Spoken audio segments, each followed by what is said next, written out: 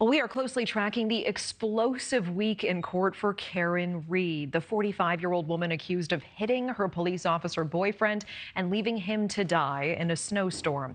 There was explosive testimony from Officer John O'Keefe's close friend, mother, and a medic who responded to the scene. Now, Reed's initial trial last year ended with the jury not being able to reach a verdict. Her defense team claiming the whole case is a conspiracy to frame her, pointing to the now fired lead investigator as the orchestrator here. Both sides scoring wins in the courtroom this week, the defense casting doubt on grand jury evidence, and the prosecution reading a series of texts showing Reed and O'Keefe's rocky relationship. We want to bring in NewsNation's law and justice contributor and former FBI special agent Jennifer Coffindaffer on this. Jennifer, thanks for joining us on this case.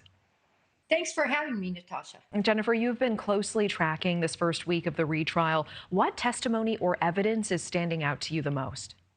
What really is standing out are these video clips that are actually clips that Karen Reed made herself on shows on ABC and on NBC, on Newsmax. I mean, it's amazing everything she's been saying that's incriminated herself.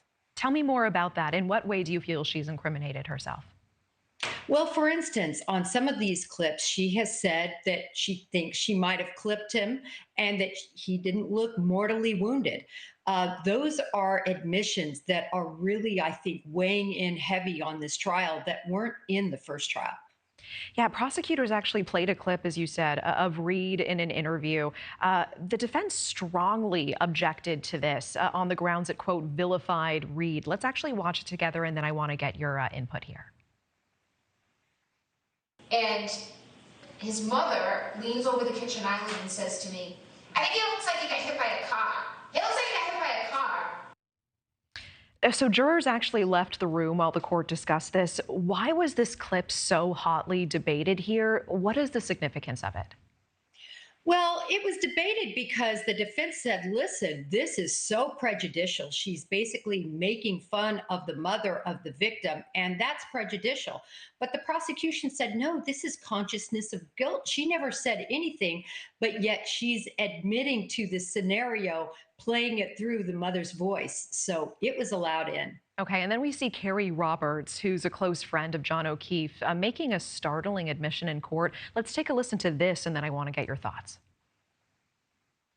You painted a very, very detailed picture in front of the grand jury, didn't you?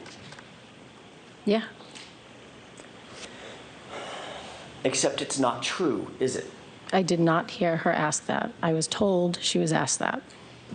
The answer to my question, Ms. Roberts, and I'm not a trick question, what you told the grand jurors was not true. You never heard her, my client, ask anyone to Google anything, did you? I did not. And yet that's what you testified to under oath, under penalty of perjury, in front of the grand jury, didn't you? I did.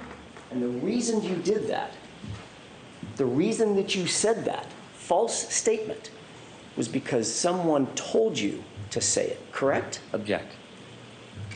Is that? I'm going to let her answer. Wow. So, Roberts never faced cross-examination during Reed's first trial. First of all, help us remember, what is the Google search, this hotly debated Google search that they're referring to, and how significant was this exchange for jurors this week? Well, the Google search is a debate, but it's really not much of a debate, honestly. Whether the Google search, how long to die in snow, took place at 2:27 in the morning or took place after 6:30 in the morning. The confusion by the defense and by many is that the window that was opened at 2:27. In other words, the person, Jen McCabe, was searching Ozone basketball at that time. That window stayed open when she searched at 6:30 in the morning. And that was brought out and clarified, but they're still kind of running with it. But that is the search that they're referring to in that clip. Okay, I appreciate that. And overall, was week one a win for the defense or the prosecution, in your opinion? And who has a more challenging job ahead of them in this retrial?